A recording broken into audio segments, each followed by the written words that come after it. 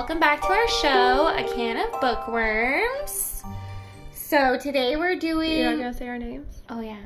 What do people forget? What if they forget who we are at our core? I feel like they should know. My name is Victoria. And I'm Sierra. And today we're doing part 2 of Cinder. So if you haven't watched the first part, make sure to go back and watch part 1 before watching this one. Pause this video right now and go back. Yeah, save it for later. So, in our last episode, we left off where Cinder had just gotten taken out to the research lab, and she was volunteered to be a volunteer. And did Peony get sick? Peony is sick. Peony has... Can I just call her Peony? Maybe. Is it Peony or Peony? It's Peony. How do you say Peony? Peony. Just like that? Yeah. Peony. Peony. Okay. Yeah. We did this, literally the same thing last time. I'm sorry. I still just can't get over that name. I love it. But, so Peony got diagnosed with... You know what I think is a cute flower name that starts with the P? Poppy. I hate that name. You hate Poppy, but you're fine with Peony? Well, Poppy just reminds me of... I mean, I know that we just did. Do you remember that weird... with Poppy? I mean, I don't know. If you guys love Poppy online, don't hate Oh, on me. But it reminds me Poppy. of that. Poppy. Yeah. And I've never watched it. I've never seen it. I've just seen the representation of it on RuPaul's Drag Race when one of the contestants did it and they were terrible at it. So that's the only association I have with pretty Poppy. on point, but the character Just wasn't very well known. I forgot. Because I remember... I forgot the name of the drag queen who did it, but it was the one that RuPaul always compares to Elda Barge. I don't remember either. But I remember that we looked up Poppy, who's an internet character person. But she's weird. I'm sorry. She's different. She's interesting. She's interesting. Yeah. Yeah, so that's the only association I have with that name. But I think Peony is a cute name, and I love it. Okay. You're going to name your future child Peony? No. You could use it as a middle name, because, your middle name's a flower, so you could use that as a... Yeah, that would be cute. Okay. I like that. That would be super cute. We're planning Just out all remind your me. future baby's names. I will. I remember so many things. Well, not a lot of things. No, you actually. don't. You forget everything. I will remember this. Just make me mad, and I'll remember that. I feel like you're not even going to remember last episode. You know what? When you're birthing your child, I'm going to be there. I'm going to be like, Poppy. Peony. I guess there was Poppy and Tara on the last That's what I just said. Oh my god, I forgot about that one. I mean, I did forget about that. I started the 3rd book, by the way. Do you like it? Moving on. Okay. Well, you just started it, so there's time. I feel like you were listening to it when I got here, and I could hear it, and I was trying to not listen, but I was listening, and then I was like, oh shit. I didn't want to spoil it for myself. Yeah, don't spoil it for yourself. But yeah, I started the 3rd book. But Peony, I'll remember this. Peony. Okay. So Peony got diagnosed with the leishmaniasis virus. She got taken off to the quarantines, and then when Cinder got home, her stepmother sent her to be a volunteer for leishmaniasis research because they were taking cyborg draft subjects, but you could also volunteer a cyborg could volunteer themselves or whoever their warden or their ward. I don't know. Warden like a prison? Not their warden, but whoever is in possession of them. Warden sounds like a better Yeah. name for her stepmom. What's her name again? Audrey? Audrey, yeah. Oh, and did we also find out that Cinder is 30%? She A third of her is cyborg, and that's not normal? Yeah. She's a third cyborg. And it's definitely... She has more enhancements than any other cyborg that the researchers have ever seen. Yeah. So that's why when Cinder gets taken to the volunteer, they're very interested in her, and she had just gotten not diagnosed. She had just gotten injected with the leishmaniasis virus. So the way that it works, because, you know, this is, like, super far in the future, they have these, like, holographs of the patient, so they can literally see all of Cinder's, like, insides in, like, a holograph. Cool. Yeah. Can you imagine we had that for, like, our medical stuff? So what they did was they put, like, markers on all of these microbes that they put inside of her, so they could watch them go through her body. So they're all marked to glow green in her cardiovascular system, so they could see it. So they're literally watching in real time Cinder get infected with the leishmaniasis virus.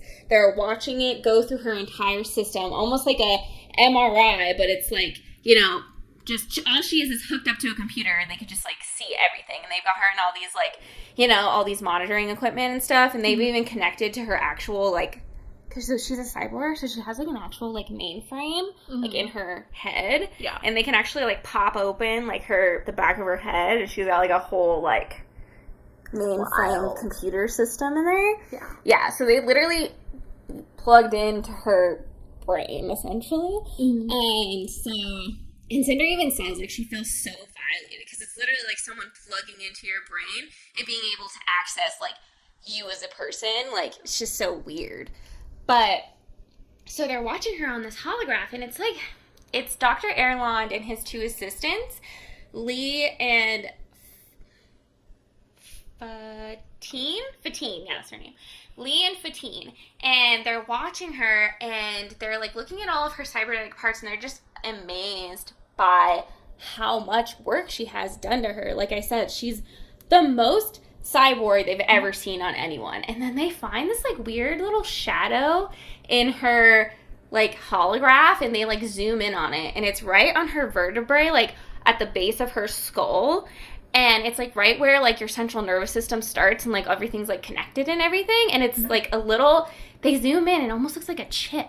And they're like, why would she need a chip in her central nervous system? It's her microchip. I'm just kidding. And then everyone's like, and then Dr. Erland, he's like, I don't know, maybe she suffered some sort of brain trauma or something, and they needed that to correct it. And they're like, I've never seen anything like that before. So they're all staring at her. And then Fatine, she's like, oh my God, just there, I saw it. There was a microbe. It disappeared. And they were like, what? And everybody turns, and they're looking at the microbes, because all of these microbes are going through her system. She was like, it was right there, and now it's gone. So everybody starts watching, and more of the green markers start disappearing. And they're like, how is this possible? Because usually they infect them with the leishmaniasis virus, and then once it's spread throughout their whole body, they'll give them the antidote that they're working on, that they're hoping works, but it's not for sure yet. So that's what they were doing, is they're waiting to give her the mock antidote to see if it would work. That's the testing that they're doing. But all of the microbes are disappearing, and she hadn't even gotten the antidote yet. So they're all staring like, how is this possible? How could this happen? And Dr. Erland is looking at it, and he just gets super excited. Like, he's just like, he acts like he's just made, like, the greatest discovery, like, that's ever been I'm made. a genius! Yeah, and so he's watching it, and he's, like, watching the microbes disappear, and they're all disappearing, and he's just, like, so excited. And he's like, once all of the microbes disappear, I need you to move her to lab room 1. They're like, lab room 1? Why would we move her to lab room 4? Lab room 4, why would we move her to lab room 4? It's not set up for quarantine. He's like, don't worry about it. She's not going to be contagious. Don't worry about it, bro. Bro, it'll be fine. Not going to be contagious? What do you mean? He's like, well, once all the microbes disappear, she's not going to have the virus. So move her into lab room 4 and have the med droids untie her. Untie her? She fought the med. Yeah, she fought the med droids off because she killed a med droid. Well, I mean, well, like, you can't really kill a med droid. It's a computer, but she knocked it out with her. She was carrying that mag belt for the hover that she had found, and she literally knocked out one of the med droids. Audrey sold her, right? Yeah, when Audrey sold her. So they're like, why would we take her restraints off? She's literally volatile. And he's like, it's fine. I'll meet her in there when she's done. And then they're just like, this man is crazy. So then they move Cinder into lab room 4, and Cinder is so confused. She's like, why haven't you guys given me the antidote yet? And she's talking to the med droid, because the med droid is escorting her. She's like, why haven't you given me the antidote yet?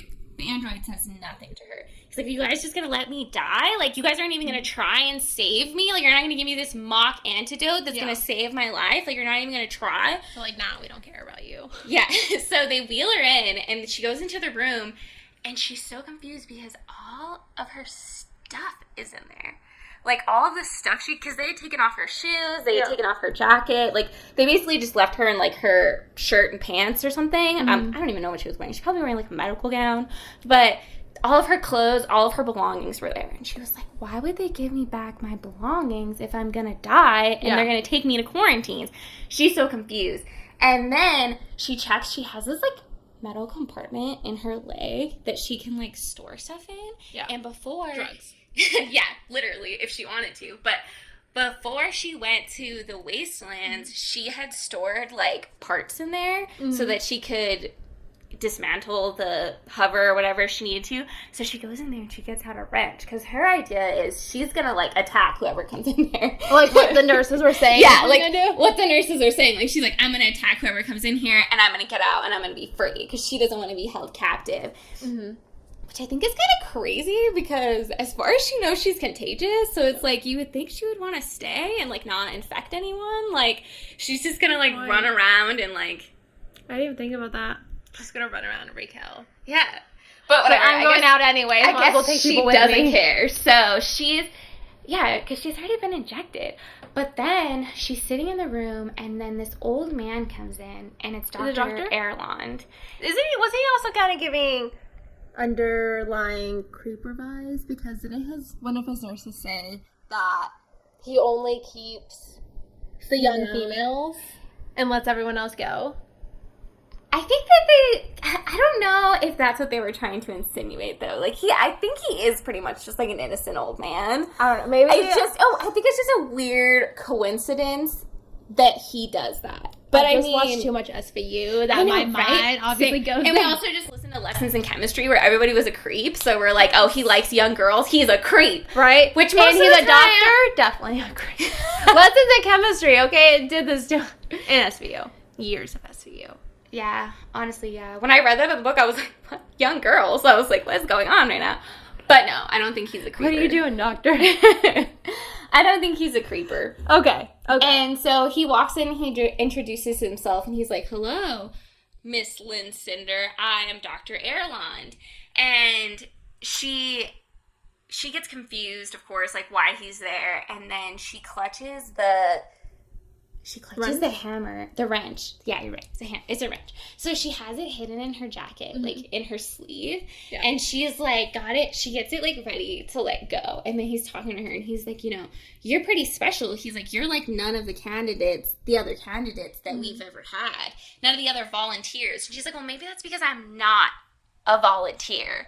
And she goes to hit him with the wrench and she's looking right at him. And all of a sudden, she forgets what she was about to do, and she just sees him as this, like, sweet, innocent old man. Is he a moon person? Is he manipulating her? With these bright blue eyes, the most innocent, sweet eyes she's ever seen. And suddenly, she doesn't want to hit him with the wrench anymore. And the wrench even falls out of her hand. And she feels kind of fuzzy. And then all of a sudden, that little orange light flickers in the corner of her vision. And she's so confused because he hasn't even said anything. How could he possibly be lying? And so he turns to her and he starts talking to her about the virus. And he explains to her that she's immune to the virus. And immediately she's like, immune? How could I be immune? That makes no sense. And he's like, well, we infected you with the virus and you no longer have the virus. And they blood tested her again, too. And she was negative for the virus after all of those microbes disappeared. She did not have it. She was not considered infected. So she was also considered not contagious. And so he explained to her that she is immune. And she was so confused. And he was telling her that he wants her to start coming back regularly. And he was going to start doing research on her. And she's like, research? Like, money? Money talk. Yeah, and that was her point. Oh, okay. She was like, why would I do that? And he's like, well, we would pay you, of course. And she was like, pay me? She was like, pay me? Well, I need, and then she's like, I don't know. I don't want to be your test monkey. I don't want to be your guinea pig. Like, she was just like, no, I don't want to do it. And he starts, and then she thinks about Peony. And she's like, well, maybe if they do research on me, I can help Peony. Yeah. So he asked her, she was like, okay, I'll do it, but I have some demands. And he was like, okay, what are your demands? First off, I want payment, but I want payment into my own account. It's not going to go straight to Audrey. I want my own account set up where the money is only going to go to me, and my stepmom cannot know about it. Secondly, my sister Peony just got taken to Peony just got taken to the quarantines yesterday, and if there's any inkling that we find an antidote, she needs to be the first one who gets it. And he's like, I'm sorry, I can't promise you that. And she's like, what do you mean? Why can't you give my sister the antidote? If I'm the one who's giving you the antibodies that are going to make the antidote, why wouldn't you give it to my sister? He said, because the first person who's going to get the antidote is Emperor Riken. I mean, that does make sense, honestly. Yeah. And then he starts talking to her about all of her cybernetic enhancements, and he starts asking her, because she had agreed that she was going to be his volunteer subject. But she said she'll only do it, another thing she said was she'll only do it on a volunteer basis. She's not going to stay there. She's not going to be forced against her will. She's going to be coming of her own volition. And he agreed to all of her terms. And he agreed that Peony, if they find an antidote, she'll be the second person to receive the antidote. Guaranteed, after Emperor Riken. And so she's happy with that, and he starts asking her about all of her cybernetic enhancements, and he starts asking her, like, maybe she's immune because she had come into contact with the leishmaniasis virus in the past, and that's why she's immune, because she got exposed to it, but her body fought it off, and she was fine. And so he asked her, like, when she was little, had she ever been exposed to the leishmaniasis virus? And she said yes, that her stepfather had contracted the virus, and then it was suspect that he had contracted the virus when he went to go adopt her in Europe. And he perks up at this, and he's like, in Europe? So you were adopted? And she's like, yes, I was adopted. He's like, well, what about your original parents? What about Europe? Was there a lot of sick people there? And she's like, I don't remember anything from before the accident. He's like, well, how old are you when this accident happened? I was only 11 years old, and I woke up, and I couldn't remember anything. And he gets super excited. He's literally, like, jumping up and down in his chair. Like, his chair can barely contain him. Like, he's getting super excited. And Cinder is just like, this guy is so weird. But, so she's talking to him, and he starts asking her, so you were 11 and you have no memories of before the accident? No. Like I said, I have no memories from before the accident. And then she points at the chip that the other people were looking at, and she's like, what is that? And he's like, it's a chip. Me and my associates were talking about it. And I think that it was put there because of the damage from the accident. What happened at the accident? Well, she was in a hover accident, is what she knows. So she knows she was in a hover accident. And I guess the hover, which is their cars, it rolled on itself like 3 times. And she got pinned underneath the car. And they said that her leg was like the consistency of like sawdust when they found it. And she was so messed up. But she's like, that's what they told me. But like I said, I don't remember anything from before the accident. And well, the chip could be from you having a problem in your central nervous system, and it was to fix some sort of glitch that you had. Oh, great. So I have glitches. And he was talking to her, and he's like, yeah, this is all assumptions. I don't really know what's going on. He's like, I have an idea of what's going on. And she's like, well, are you going to share that with me? Well, no. He's like, I have to take your blood to the lab, and then once I get it back, we'll see what your blood says. And then he's like, I wanted to test something, though. And then he goes towards her neck, and he pinches right where the chip is supposed to be on her spine, and all of a sudden Cinder feels like this red hot pain in the back of her neck, and it just like shoots down her entire spine, and she like passes out and falls over. And then all of a sudden she hears another voice in the room, and he's like, oh my god, what did you do to her? Oh, don't worry, she's fine, it was just an experiment. Fine? Look at her, she can't even get up. And then he's like, is she dead? And then Cinder opens her eyes, and there's two people standing over her now. Dr. Erland and Prince Kai. Prince Kai had come... To save her?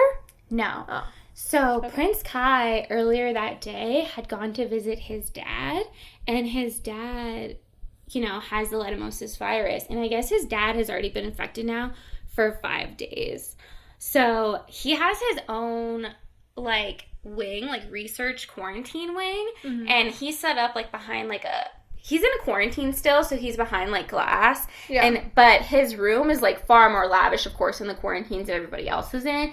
They have all of his favorite flowers from the garden are set up in there. He's got satin sheets. He's got tons of net screens all over that are broadcasting music, news, everything that he wants. He has it set up so people can come read to him, and he's set up in luxury. He's got 2 med droids in there just for him. And quarantine comfort. Yeah, quarantine comfort. But he is still in quarantine. And Prince Kai goes to visit him, and he can barely recognize his father. His father, he's only been sick for 5 days, but he looks like a totally different person. His dad wasn't that old, but he looks so aged and weathered just from the few days that he's been sick.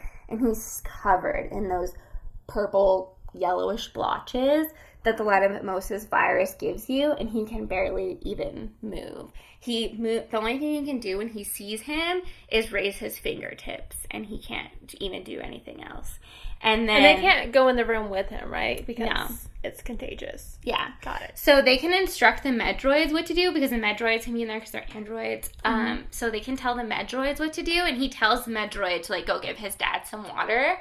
And he starts talking to his dad, and he's like, do you need anything? And then behind him comes his dad's advisor, Torin, which has been his dad's advisor since before he was born. So he knows him fairly well. And he comes and he puts a hand on Kai's shoulder, and he starts talking to the Emperor, and he's like, do you need anything?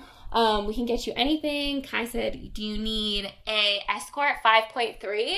And then Torin turns and gives him a dirty look, because an escort droid is a droid prostitute. Oh, that kind of technically it's not a prostitute, but because they're droids, and it's pleasure droid. A pleasure droid. Yeah, exactly. So Torin gives him a dirty look, but his dad actually chuckles a laugh at this.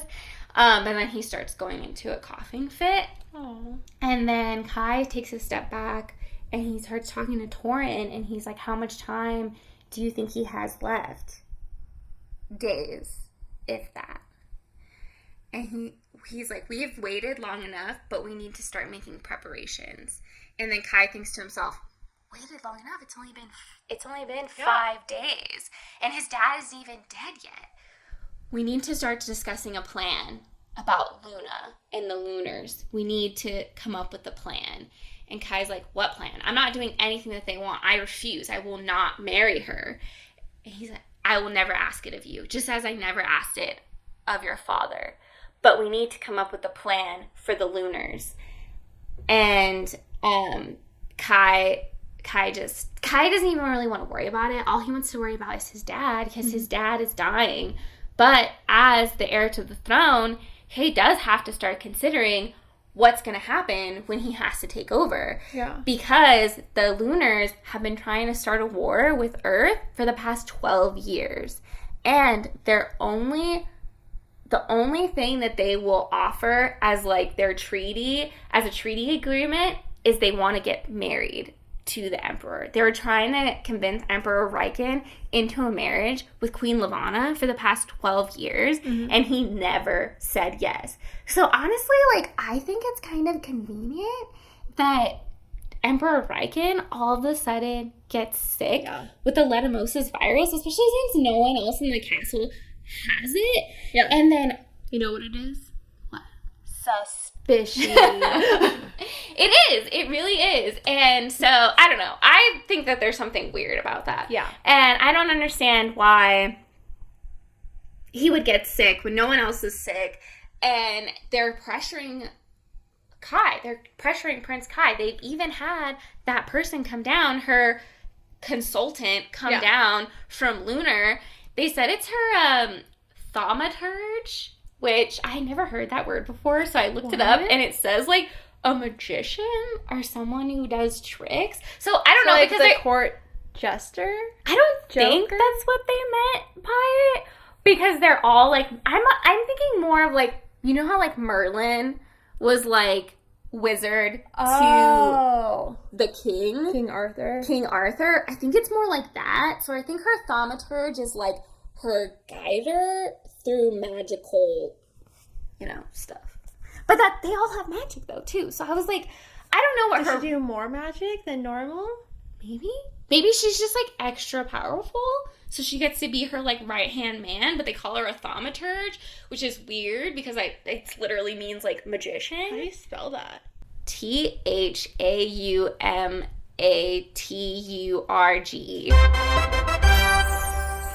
Yeah, I know. Never heard that before. I only know because I spelled it for Eric last night because I was trying to talk to him. I was like, I have no idea what a thaumaturge is. And I was like, kept saying it over and over again because I didn't want to say it wrong. Thaumaturge. Sounds made up. Yeah, it does. But as Emperor Riken starts talking up and he says, Prince Kai. And Prince Kai goes up to the glass. He's like, I'm here, father. What is it? He was like, stay strong. Be strong. Trust. And then he starts coughing. And then he starts coughing so much, he starts coughing up blood. And then they see it, he sees it on the napkin. And then a med droid comes and gives him an injection. He just, like, slumps down and goes to sleep. Oh. Yeah. And then Kai turns to Torin and he says, I'm going to go to the Research Institute and see if they have any headway on finding an antidote. He's like, I can't just sit here. Don't bother Dr. Arland. When you first said his name, all I could think of is that super expensive grocery store in California, Erewhon. That's what I don't know why, but I don't know. But I think last time I was saying Arlan because it reminded me of the one from The Lion, the Witch, and the Wardrobe, the lion. Because his name is... What is his name? Adderlan? Who? Adderlan? The lion. In Lion, the Witch, and the Wardrobe. No. That's not his name. Do you have your phone? I'm pretty sure it's Adderlan. No. I don't think so. That just is... No. I mean, I think it is an A name, but I don't think it's that. I'm calling it now. I think that the doctor is a lunar and that he was using mind control on Cinder. Honestly, I feel like that's the only thing that makes sense because what was the Lion and the Witch banned for? It was banned or something? Okay, sorry. I agree. I think that he did. He's a lunar. Aslan! I knew that. There's so many cats named Aslan. Like those tan cats that look like lions. So many people name their cats Aslan, for sure. So, I'm going to say... But that's why... I don't know why. Then I don't even know why I got confused about the name. But because last time I was saying Arlon, which, my bad, that's not For it. Aslan! Yeah. Okay. But it's Erland. Dr. Erland. Spell it. It's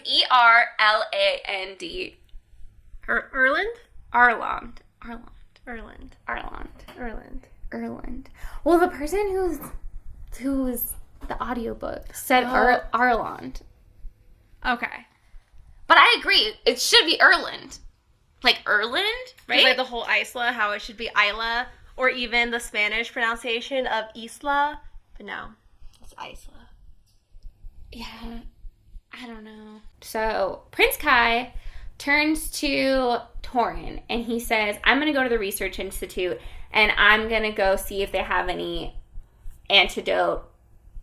Have they made any headway on making the antidote yet? Because he can't just look at his father and do nothing. He has to feel like he's doing something. He doesn't want to just sit there and watch his dad die. So he wants to go to the Research Institute and talk to Dr. Arlon about how they're doing with the antidote.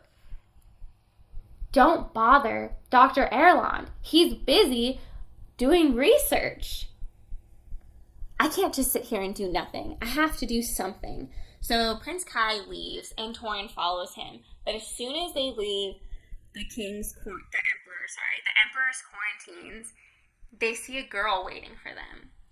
It's Sybil Mira, which is the thaumaturge of Queen Lavanna from Luna. And she has been trying to talk to Prince Kai literally every chance she can get. She's been following him around, trying to get him to talk to her. And so... How old is she? Approximately. They don't say, but they do say that she's strikingly beautiful. Mm-hmm. She's, like, so beautiful, it's, like, creepy. And she has a guard that's with her at all times, and he's, like, equally as beautiful. Equally as handsome as she is beautiful. And he is, like, just staring at Kai. Like, he's gonna do something to her. Like, he's, like, staring at Kai. Like, he's just, like, waiting. He's, like, basically, like, giving me an excuse. Like, and I will take you down. Yeah, like, he's literally staring at Emperor Kai and Torin. Just, exactly like that. So, he's super freaked out by this guy. But Sybil doesn't even act like he's there. And she's just like, Emperor Kai, how is the... Oh, Prince Kai. My bad. He's not Emperor yet. So, Prince Kai, how is the Emperor faring? And he doesn't even answer him. He ignores her. So Torin speaks up. Not well. Oh, I'm so sorry to hear that.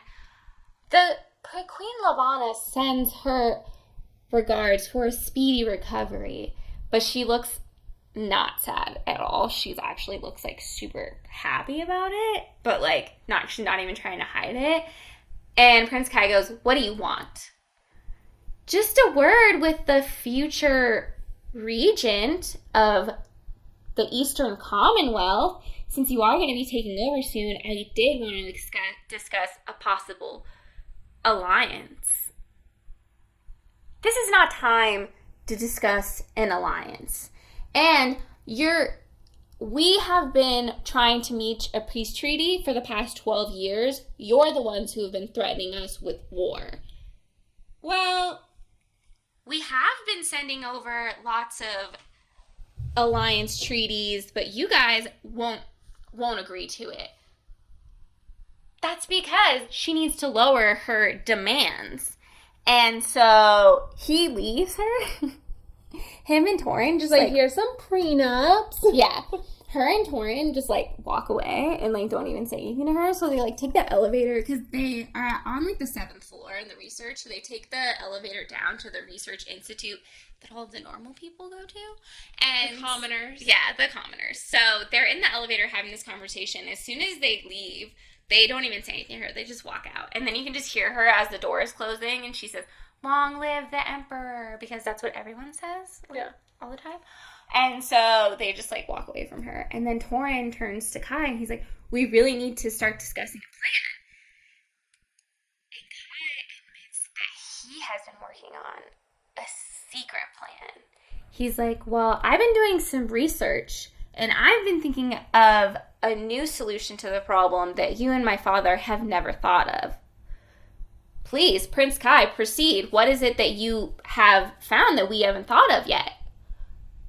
Well, I've been doing some research into the lunar heir, the princess that no one found. I've been finding all sorts of things about her. People contesting that they've seen her, that she's stayed with them. There's so many sightings, and people say that she's still alive. Prince Kai, you can't be looking into these things. Can you imagine if Queen Lavanna found out that you were looking into this? She would be enraged. We would never be able to reach a peace treaty then. We haven't been able to reach a peace treaty now. We haven't been able to reach a peace treaty for the past 12 years. She could free us from all of this. She could intercept Queen Lavanna and take over. You're talking about Queen Channery's daughter. Queen Channery had her seamstress's legs removed so they wouldn't have anything else to do but to make her fine dresses. Was she that brutal? Yeah. Queen Channery is the one who started the shell murderings. So shells are lunars that don't have powers, and Queen Channery, which is the princess's mom, she started killing shells because shells are lunars that don't have powers, and they can't use their powers against shells. So shells are immune to lunar glamours, so they can't brainwash them. So she started getting all of the shells killed. It was like an order that she did where she's killing all of them. Can normal lunars glamour each other? Yes. Oh, but so I almost call them squibs, like Harry Potter. So shells don't have any powers, but they can't be glamored like other lunars. Yeah, it's like they're immune. Yeah, it's like they're immune to glamour, but they don't have any powers themselves, which is strange. But that's their power, their immunity. Yeah, I don't know. It seems like weird. Like, if everyone has mind brainwashing powers, like everyone just goes around brainwashing each other all the time, it just seems like such a weird, like, how does that work? I don't understand how that society would work if everyone's just trying to brainwash each other to do what they want. Like, like you walk into the kitchen, you're like, what was I doing? Like, you were literally doing something else because someone was brainwashing you to do it. Like, I don't know. Maybe they're not allowed to do it to each other. I don't know. It just seems weird. I don't know. This queen sounds awful too. Like, who is worse, this queen or Queen Lavanna? Queen Lavanna, she brainwashes them all into thinking she's the greatest thing that ever happened and that she's the most beautiful woman in the entire world. Even though, truthfully, under her glamour, no one's ever seen under her glamour, but they're pretty sure that she's not pretty. But because she has everybody else killed. Because she was the one who had Queen Channery killed. Yeah, but Queen Channery sounds awful too. Queen Channery does sound awful. And that's what Torrin is saying. He's like, we're just going to have a new dictator. Like, we're just going to bring Queen Channery's daughter in here. She's going to be a new dictator. And Emperor Kai doesn't agree. He said, well, maybe because she's been brought up on Earth, she'll be sympathetic to humans, and she won't be like the other ones. You don't know that, Prince Kai, and that's not a risk I'm willing to take. Honestly, I thought that... What is the advisor's name again? Torrin. I thought Torrin was going to chastise him for kind of believing in a fairy tale. Like, I thought that... And he did say that. He was like, this is all smokes and mirrors and rumors. People have been making these rumors for years. It's just all nonsense. You can't waste your time on nonsense. And Prince Kai's like, but if there's a chance, I want to look into it. I want to do it. Like, this could solve all of our problems. I don't want you looking into this anymore. If this ever got out, it would be detrimental to all of us. I need you to stop this right now. And he's like, okay, well then what is your big plan? I'm up to it. He's like, this is hardly the place to discuss this. They're literally in the hall of the research institute about to go in. He's like, this is hardly the place to discuss those things. No, I'm listening. Tell me now. Well, I guess there is no real reason to change any of the laws that your father has put into place. And there's no reason to change his workings that he's done with the lunars already. We can look into this another time. Okay. Sounds like a great plan. And then he just walks away and he goes to see Dr. Erland, and he walks in just as Cinder collapses to the floor. Because they're in... I think it's weird that they would just let him into the lab. I mean, he is the prince. He is the prince, but if he's with a patient, it's still patient-doctor confidentiality, right? When it comes to royalty. I mean, I guess you're right. But, Kai had just walked in, and he asked her if she was alive, remember? So Cinder is waking up, and she looks up, and she sees Prince Kai, and she immediately starts adjusting to make sure that none of her cybernetic parts were showing. So she makes sure that her gloves are, but thankfully she just put all of her stuff back on. So she had her gloves on, so she was covering her left hand, which is Cyborg. And then her legs as well, she was pulling down her pant legs so that he couldn't see. Like, she did it instinctually. And he turns to her, "Are you okay?" "She is fine. It was just an experiment. Look, she's waking up now." She's just taking a nap on the floor. People are weird, you know? What happened? What did you do to me? "Oh, it's an old practice that they used to do a long time ago. It's called chiropractic. I'm sorry, I didn't realize you would be so sensitive to it." I just went to the chiropractor today. And then Kai helps her up, and he turns to her, "Are you okay?" I think so. What are you doing here?" And Cinder just, like, pauses. She doesn't know what to say. And Dr. Erlon interrupts. "She's here to, expect one of the Medroids. It's been acting up. She has great recommendations online for her mechanic business." Did the doctor know about her mechanic business? He did, because it's in her file. So he saw when he looked up her ID chip, because your ID chip has all of your information in it. It even has your occupation in it. So it saw that she had a mechanic's license. Why would he lie to the prince, though, when she's immune? And that means that he may be able to verge of finding the cure for the emperor. And that's what Cinder thinks, because lying to the prince is illegal? Yeah, it's illegal. He'd get killed for it. Like, it makes no sense why he would be lying to the prince, especially if he is on the verge of finding an antidote for the Emperor Riken, who's literally about to die, you know? So, yeah. So, Suspicious. It is very suspicious.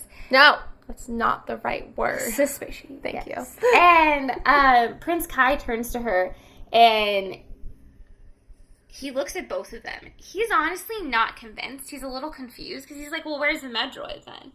And he's like, "Oh, it's off now. Pulling blood from patients. It's not here. It's working." And so he turns to Cinder, and he's like, "Well, it was a pleasure seeing you again." And Dr. Erlon goes, "You've met before?" "Yes, just yesterday in the market. She's fixing my android." "How is my android, by the way? Have you started working on it?" "Oh, no, but I'll get right on it. I just been so busy." He's like, "I'm sure you have a client list that's a mile long, and I shouldn't expect royal treatment, but..." Especially since he didn't pay. Yeah. He's like, "But I kind of do anyways." He's gonna use the prince card on her when he's not even paying her? Yeah. Yeah, he's basically like, "I kind of do expect royal treatment, Prince like privilege." Yeah. "Well, I'll get started on the android right away, and I'll calm you when it's ready." "Okay. Well, I'll escort you out." No, I'm sure you have very important things to discuss with Dr. Erlon. I'll see myself out, and I'll be back tomorrow to check on the Medroid to make sure it's functioning properly." "Yes, please do. And I have your ID number, so if I need to track you down, I can." Which was making it pretty clear to Cinder that her volunteer basis was contingent on her actually coming back and volunteering. If she didn't come back, he would go find her. So she leaves, and Kai turns and hurries. He's like, "Bye, Lin Mei," which is like the formal thing to call her. And he's like, "Oh, you can call me Cinder." And then the door closes, and she's like, "You can call me Cinder. Don't mind the babbling girl." And she leaves. Wait, did Kai say that, or was it the doctor? Kai. Okay. Yeah. Where did May come from? I think that's like an official thing. So I think May is her last name. I think her name is Cinder May. Lynn. No. Lynn, I think, is... I don't know. One of them's a formal term. I don't know if it's Lynn or if it's May. But Lynn Cinder. So Lynn must be her... Because in Japan, maybe May... they do their last names first. That's why I thought Lynn was her last name. Lynn is her last name. Okay. Yes. Lynn is her last name. So I think May is like the Like miss? formal term. Like miss. Yes. Okay. Thank you. Oh my gosh. Why couldn't I think of that? I got you. Yeah. It's like miss. Like May is like miss. Because that's what they also called like May Sorcha or something like that. Like that's what they were saying everybody else's names as too. Okay. So I think May is like an official term. Because they also call Audrey Lynn May when they're like addressing her. Got it. So I think it's both their last names, like Miss Lynn. Yeah, that's it. Miss Lynn. Lynn May. Yeah. So Cinder leaves and she goes home. What is she going to tell Audrey? Exactly. She's going home for the first time She just since she's been taken to the volunteer as a volunteer cyborg. And how long ago was that? Like, has it even Yesterday. been? Okay. I think it was yesterday, yeah, because I think Cinder was brought in overnight, and then they did all that testing on her in the morning, and then they let her go in, like, the afternoon. So it's probably, like, I don't know, like 2 o'clock. Stand back. And she also asked Dr. Erland, like, how long her, like, contagious, like, because there is a certain point, like, afterwards where she was contagious because she had the microbes in her. Yeah. But he asked her if there was any chance. She was basically asking her how long she would be contagious because she was worried that she actually gave the virus to Peony. Oh. And he told her that she probably would have only been contagious for about an hour. Oh, okay. And it takes her an hour to get home from the market every day. Oh. So she now also knows that she did not give the virus to Peony. Peony had gotten it from the wastes when they were at the junkyard. Just from there? Yeah, like it must have been in the trash. They were barely there. I know. Yikes. I guess it goes that fast. Dang. Yeah. That's crazy. I know, it's so crazy how, like, you can just, like, absorb, like, get infected and then just immediately start showing symptoms. Yeah. Like, that's so crazy. But it's also good because it makes it easier to contain. Mm-hmm. But, so, Cinder's going home for the first time to go meet Audrey. And she thought about not coming back at all, but she has nowhere to go. She has no money because they said they were going to pay her, but it's not like they gave her money up front. And they have to set up a whole separate account for her. They have to do all these things. And honestly, she just kind of took the opportunity with Prince Kai being there and just left. So she took that as an opportunity to leave because she knew that he wasn't going to stop her if Prince Kai was there. What was he going to do? Like, hold her against her will? So she kind of just left and didn't have a plan. So she has to go home. And Prince Kai's droid is there. She still has to fix Prince Kai's sneak droid. in and... No, I agree. I don't think I would go back. I would rather sleep on the street, honestly. I would probably go to my mechanic shop and hope that she doesn't show up. Yeah. Same. But then she would get the money because the money is connected to her account. Yeah, she had to go home. There was like... Wait, why? What do you mean? Because she couldn't even work as a mechanic because of her ID chip. Every time they scanned her ID chip to give her money, it would go into her stepmom's account. Yeah, but she could just live in her shop with, like, the window thing closed. But Audrey pays for the shop. Yeah, good point. With her funds. So she's I don't know, she could just live in the streets, like you said. Yeah, I'll be a hobo for sure. I'd be like, I got a mechanic job, give me some food, I don't know. But I'm sure they got homeless people in the future. Like, Yeah. We haven't figured that problem out yet, so... And I feel like in all of the futuristic movies I see, like in Tron and all that stuff, there's always homeless people in there too. So I'm like, why can't we fix that and not have homeless people in the future? Like, that doesn't seem like a brighter future. But anyways, so she goes home and she walks through the door and Audrey's face, she said in the book that her face was almost worth all of it because it was so just dramatic. She was shocked to see her. She's like, Cinder? What are you doing here? How is this possible? Mm-hmm. Well, I went and they decided I wasn't a candidate and they sent me home. Not a candidate? How is that possible? How could you possibly be that useless? How is that possible? This was my one opportunity to try and save my daughter, and you just and then her eyes start welling up with tears, and Cinder goes, you know what? I should go back to my work. So maybe next time I get taken off to the quarantines or something else happens to me. Maybe I'll actually shed a tear or feel bad when I leave. Let me go make up my keep. And Audrey is just so mad. And she's like, how can you come back here after everything you've done to this family? I haven't done anything to this family. You know very well what you've done. It's not my fault. Garen was not my fault. I didn't kill him. And Peony, that wasn't my fault either. Well, if you're going to live in this house, you're going to have to abide by my rules. And you're going to have to do everything I say. Oh. Sure, I've already been doing this. Exactly. She's like, oh, you mean go get a job and pay all of your bills and do everything you asked me to do? Yeah, I'll get right on that. And Cinder. Yeah, so she storms into her room and closes the door behind her. And then Aiko comes in, rolling in. And finally, someone that she's happy to see. And she sees Aiko. And Aiko goes, I thought you would be dead for sure. How did you get out of there? And Cinder, for some reason, just tells her everything. And tells her that she's... What is Aiko going to tell? She's an android. She has, like, a memory and stored memory and everything. Like, she's literally in, like, Audrey's possession. Like, Audrey can do whatever she wants with her.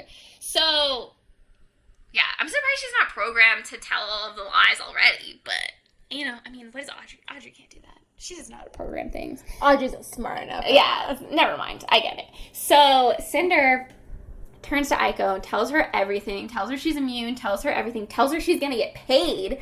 And Aiko gets super excited. You're going to get paid?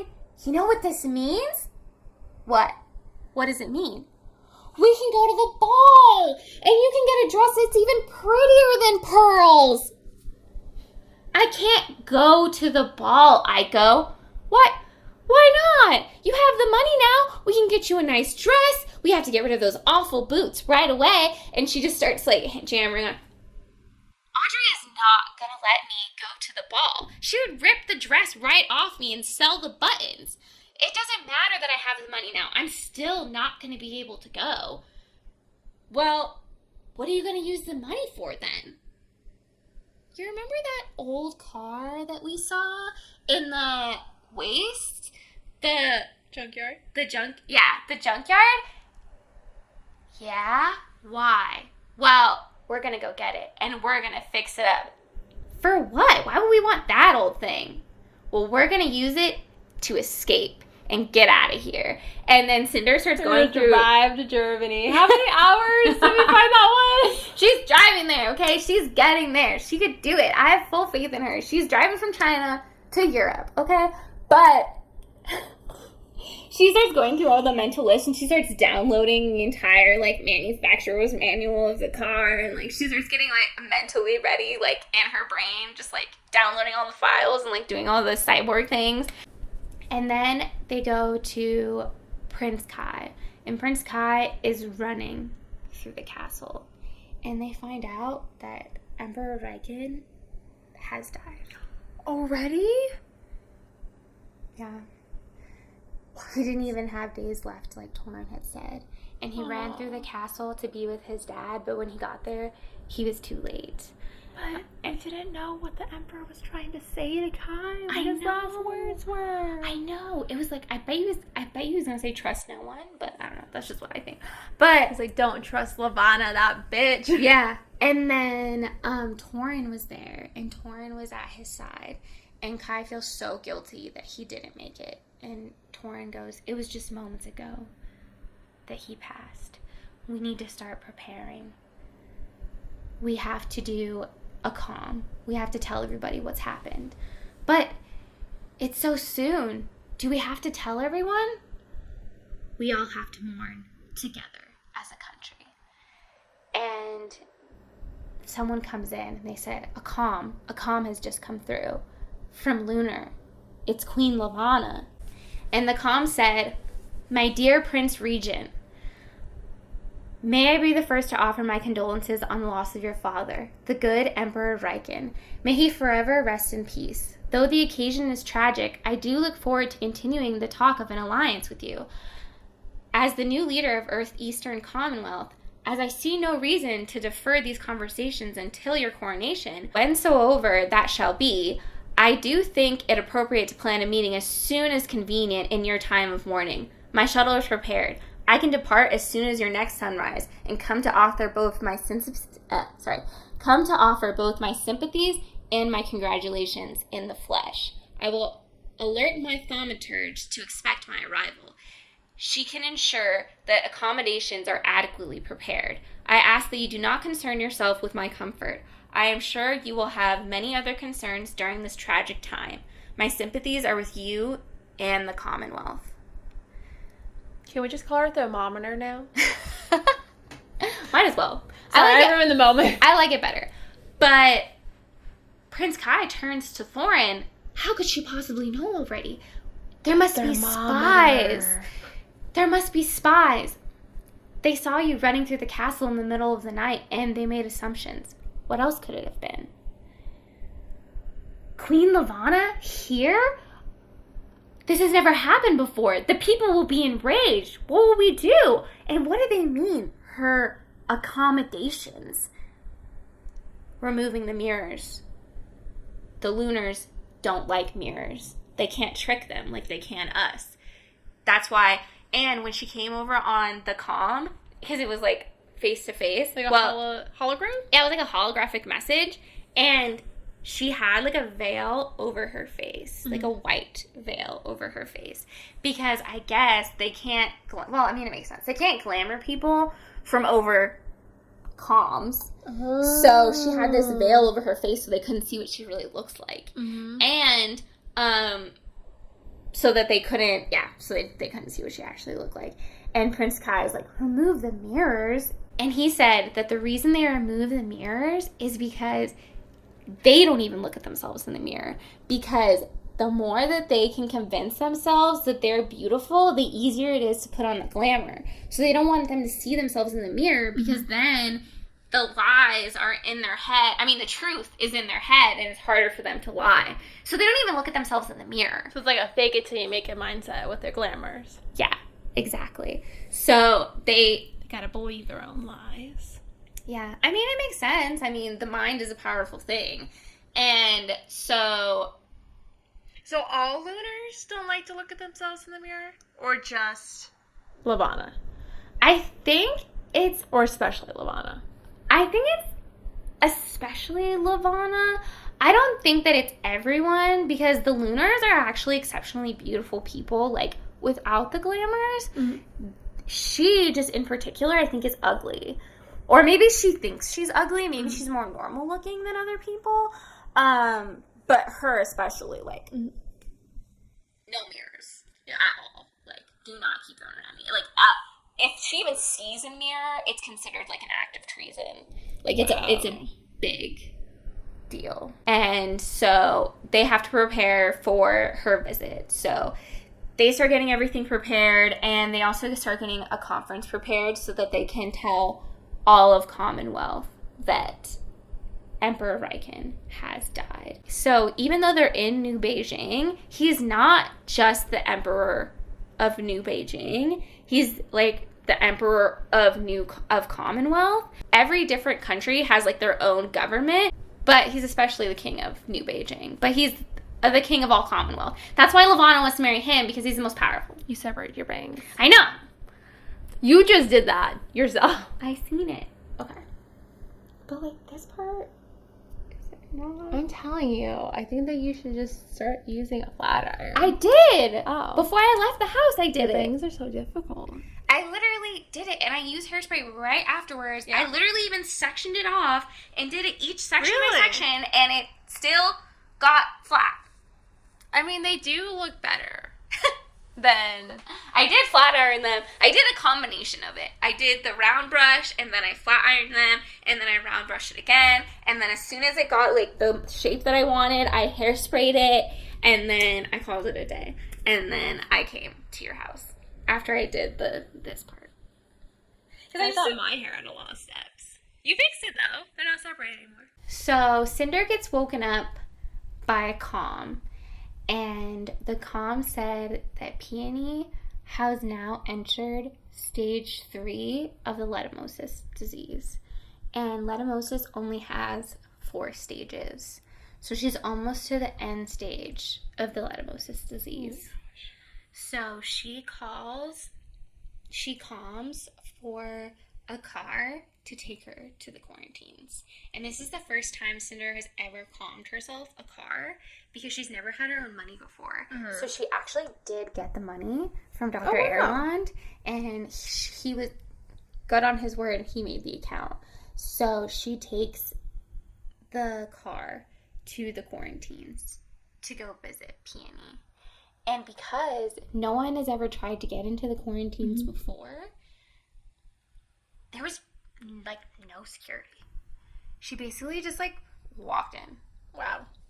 And she's looking for Peony, and she hears all these people moaning and screaming, and it smells of death. There's flies everywhere. Ew. Yeah. And she goes to find Peony, and she can barely even recognize her. The only reason she recognized her is by her chestnut brown curls that were draped over the pillow.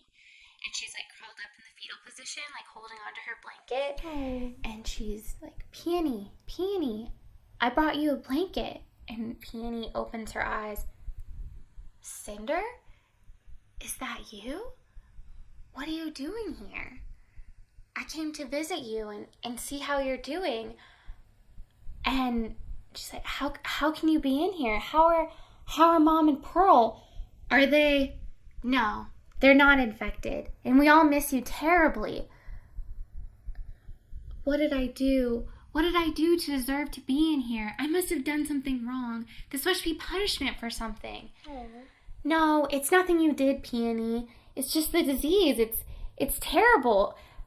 And I'm immune.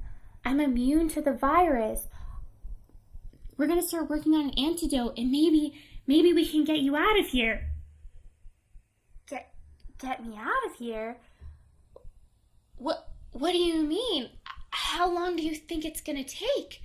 And she starts getting really excited, and her eyes start welling up with tears. And Cinder says, I don't know. I don't know how long it's going to take, but hopefully soon I'll be back, and we can give you the antidote, and you'll be fine. I really want to go to the ball, and I really want to dance with Prince Kai. Please, Cinder, please come back. Is there anything that you want me to bring you? Is my port screen fixed? And then Cinder feels so terrible because she forgot to fix Peony's port screen. No, but... Is that like a tablet? Or yeah, an iPad? Yeah, it's like an iPad. And she's like, no, but I'll get working on it right away. I just want to calm Mom and Pearl. I just want to see them again. I know, Peony, but I'll be back, and hopefully we can work on an antidote, and we can get you out of here. And she goes to leave Peony, and she brought her a blanket. She wraps the blanket around Peony, and she goes to leave. And amongst all of the voices and the moaning and all of the patients around her, she hears someone saying her name and said, Cinder. And she's like, maybe I imagined it. There's no way. And then it's louder. Is it the baker? Cinder. It's the baker. Is it really? Chang Sasha. She's like, is that you? So you've been infected too. Chang Sasha? Is there anything I can get for you? My son, Sunto. Bring him here. And then she dies. She falls over, and that was the last thing she said. And she dies. And a Medroid comes over. And Cinder's confused. The Medroid is holding a scalpel blade. And he starts cutting into Chang Sorcha's arm. What are you doing? It's protocol. Why do you need her ID chip? What are you doing with it? And he takes out her ID chip and puts it into like a vat inside of him. And Cinder looks in there. He's got tons of ID chips. And Cinder's so confused. Why would he take her ID chip? Mm-hmm. And she goes to leave, and he goes, no one is permitted to leave the quarantines.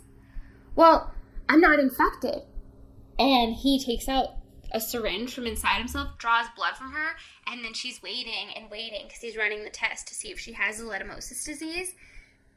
And she doesn't. She's negative, and she leaves. And he lets her go. And then she goes to see Dr. Erland. But while she was on the way to see Dr. Erland, she runs into Prince Kai. He was also on his way to see Dr. Erland. Mm-hmm. So she goes into the elevator with Prince Kai, and he goes, Cinder? Is that you? Are you following me? No, I'm not following you. I'm just going to check on the med droid to make sure it's functioning properly. And he's like, right. Well, have you worked on Nancy, my droid? No. But I'll get right on it. I'll definitely look at it before the Peace Festival. Okay, I really need my android. And then someone comes up to Prince Kai and they go, Prince Kai, my condolences. And then they walk a little bit farther and they're like, Prince Kai, I'm so sorry. My deepest condolences go to you. And Cinder looks up at him confused. You haven't seen the net screens this morning? And then Cinder jumps onto the net screens in her mainframe, and all the articles start coming up that Emperor Riken is dead. And she turns to Kai and she opens her eyes and she's like, I'm so sorry. Well, you're a good guesser. Yeah. Emperor Riken has passed. I'm so sorry. So you see, I really need my droid. My childhood droid would really come into handy right now. And he stares directly into her eyes. I really need my droid. And the way he's looking at her, Cinder can tell he wants her to know that he's lying. That's not why he needs the droid. He needs the droid. Was her thing flashing? No.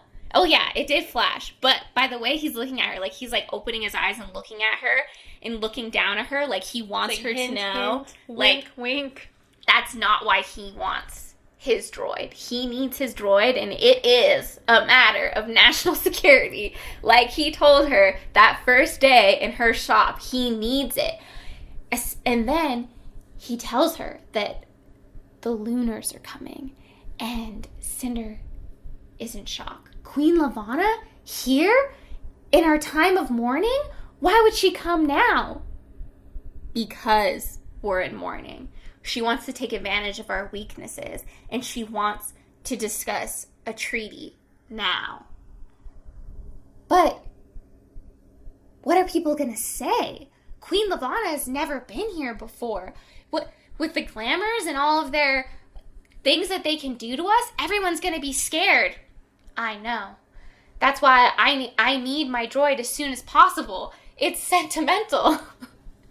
And so he's like, I was about to go talk to Dr. Erland and see if he's made any improvements. I heard a rumor that he maybe was making headway with one of the volunteer draft subjects. Has he said anything to you about it? No, he hasn't said anything to me, but I'm just the mechanic. Why would he say anything to me? Yeah, I suppose you're right. And then they go into Dr. Erland's office, and Dr. Erland turns to look at them, and he's like, Prince Kai, Cinder, what are you doing here? Well, I came back to look at the Medroid, and I'm here to see if you've made any improvements on the research. I've heard that there was a possible candidate and maybe an antidote. I'm sorry to report, Your Highness, but we don't have anything yet. We do have something we're looking into, but if there's anything promising, I'll let you know right away. Yes, of course. I'll let you get back to your work. And he turns to leave, and then he turns back. Can I have another word with Cinder before I go? Oh, yes, of course. Cinder, so we're first name basis now? Yeah. Yeah, they did have a little conversation, like, the last time that they had met when they were leaving, or actually it was just in the hallway, he had said that he can, it's funny because he's like, oh, no, you don't have to be formal with me because she calls him Your Highness. He's like, you can call me Prince Kai. I'm like, okay. So you can't. like, Your Majesty, Kai. Yeah. He's like, just call me Prince Kai, but like she still has to call him Prince. Right. So it's not like they're on that big of a first name basis. But he's now calling her Cinder. And he goes, by any chance, would you be going to the ball? Is he asking her for a date? Actually, I don't think I was going to go to the ball. I don't think I can. Well, would you consider going as my personal guest? I can't go to the ball. I'm sorry, Your Highness, but I'm gonna have to, Prince Kai, I'm gonna have to respectfully decline. No. Okay, I guess. Well, I'll see you later He's then. never been rejected before. He's like, what is this? He was like in shock. He was like, okay. Well, Why would she say no, though? because she can't go to the ball because she's gonna leave. She was planning on leaving the night of the Peace Festival. You didn't tell me that.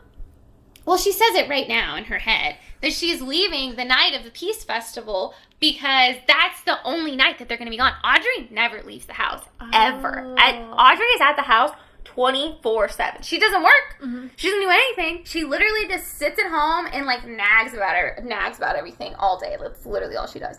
So the only time that she is set, and even when they had their dresses made, they didn't go anywhere. They had someone come to the house. They never leave the house. I think she's scared of getting the Leishmaniasis virus. I think that's why she stays home. Or she's just a homebody. Pearl goes to school, so Pearl does leave the house. But Audrey never leaves the house. Mm-hmm. So this is the only opportunity for her to leave. So she can't stay till after the ball because then she would have no opportunity. This is Prince Kai. You don't say no to Prince Kai. I know. And then she turns to Prince Kai and she's like, I'll calm you when your droid is ready.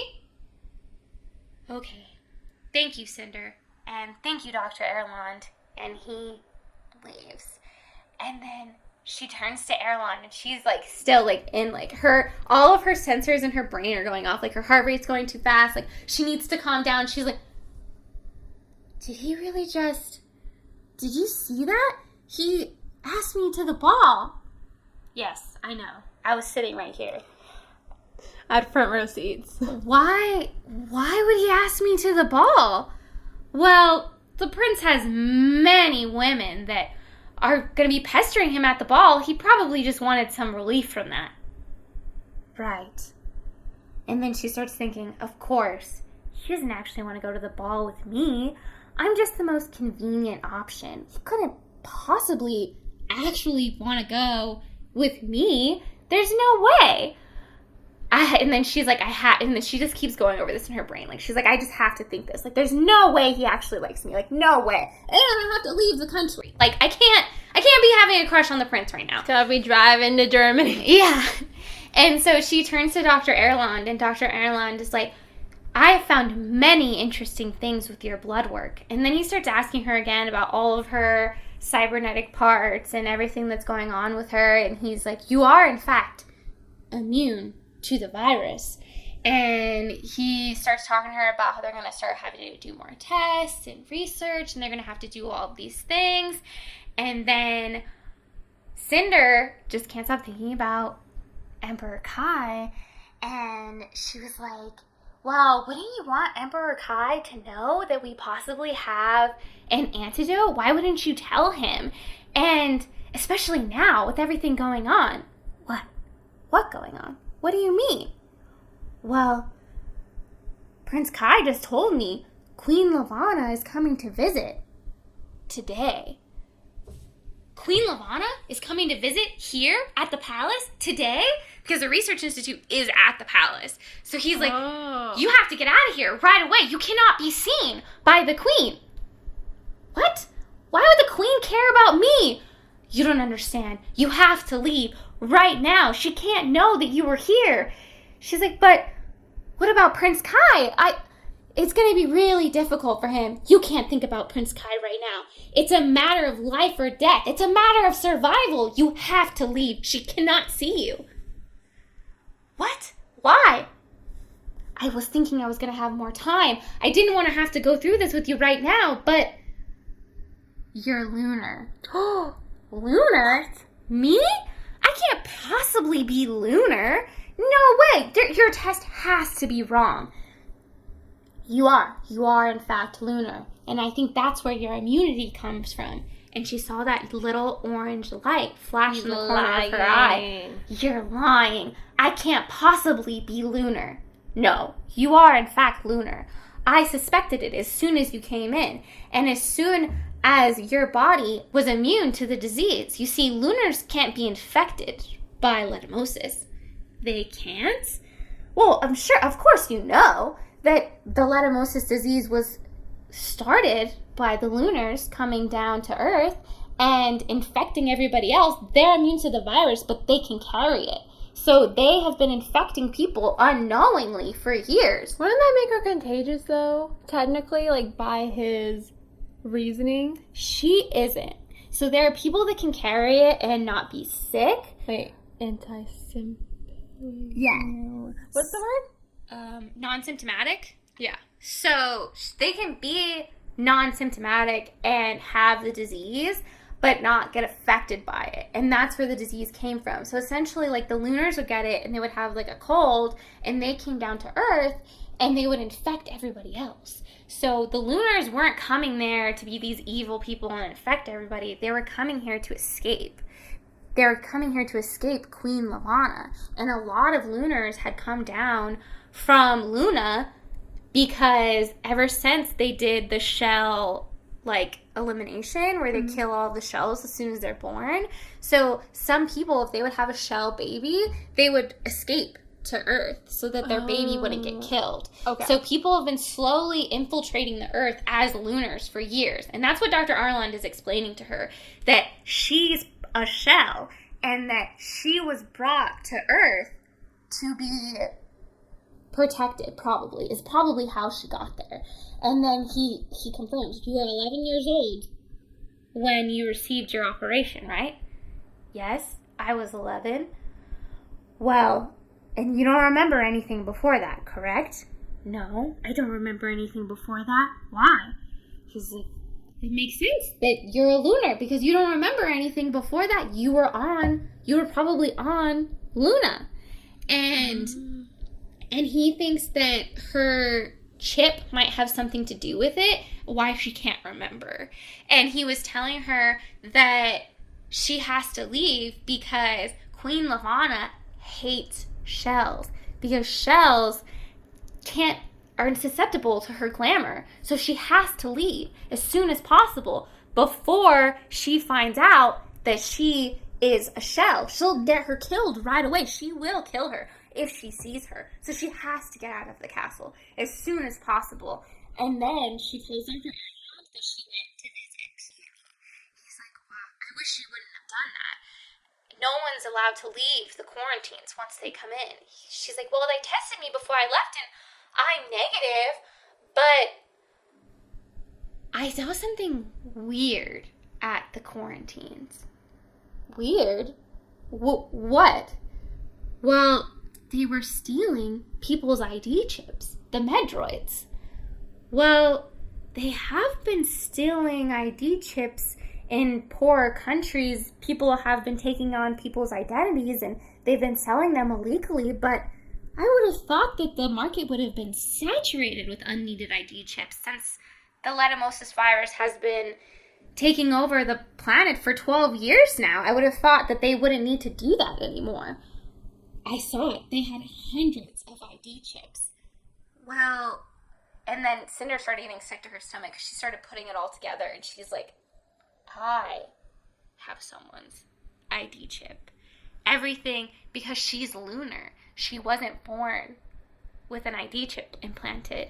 So she has somebody who is infected with the leishmaniasis virus's ID chip in her. And she starts getting really disgusted that she is in fact one of the people who has a stolen ID chip. So they're taking the ID chips and like selling them on the black market for illegal like lunars? For illegal lunars, for criminals, for people that want to assume a different identity. All you have to do is take out someone's ID chip, take out your own ID chip, and implant it into yourself. I mean, I'm sure it's not that simple, like, gross. I wasn't connecting the dots. I was like, what? What are they doing? But yeah, so they're stealing ID chips. So Cinder is shocked, but she agrees to leave. She agrees to get out of there and go home to safety. And she's just so confused. She can't believe that she's a lunar. She still doesn't believe it. She thinks that there's no way that they could do that. And then Cinder goes home, and then Prince Kai is awaiting. And as he's waiting, the lunar ship comes down, and it's shimmering like 1,000 diamonds, and it's striking to look at straight on, especially in the sunlight. And then he wonders if it even really looks like that, or if he's getting glamored to think that it looks like that. And then the ship comes down and opens, and out comes Queen Lavana, and it's his first time ever seeing her in person. And she's strikingly beautiful. He can barely even look at her because of how beautiful she is. It's like, she's unnerving to look at because she's so beautiful. And Sybil comes up. She goes, "My queen, I've been..." The thermometer. Yeah, her thaumaturge. "My queen, this break has been almost unbearable. I'm so happy to be at your service again."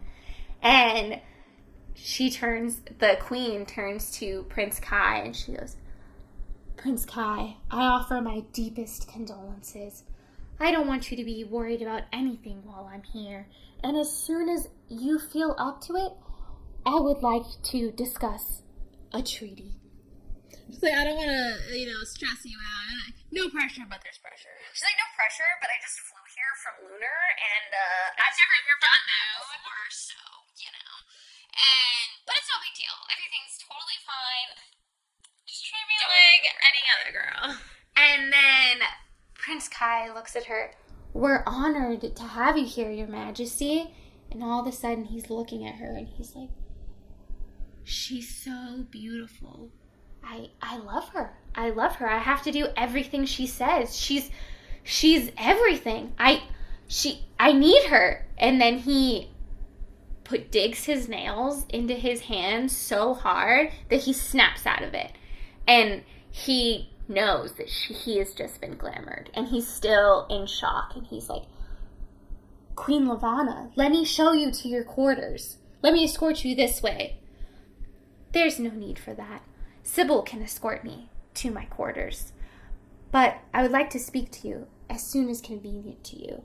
Another time." And she walks away. And now Queen Lavana is on Earth. And that is the end of part 2 of Cinder. Dun, dun, dun! So you guys gotta check in next time to see what happens with Queen Lavana. She has just come to Earth for the first time, and hell's gonna break loose. Honestly, yeah.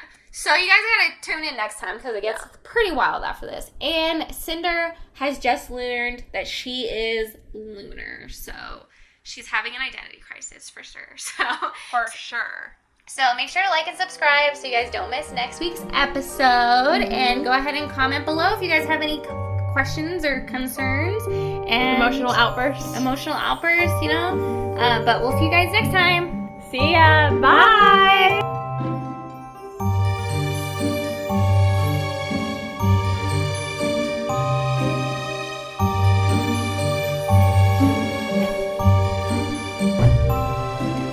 Done.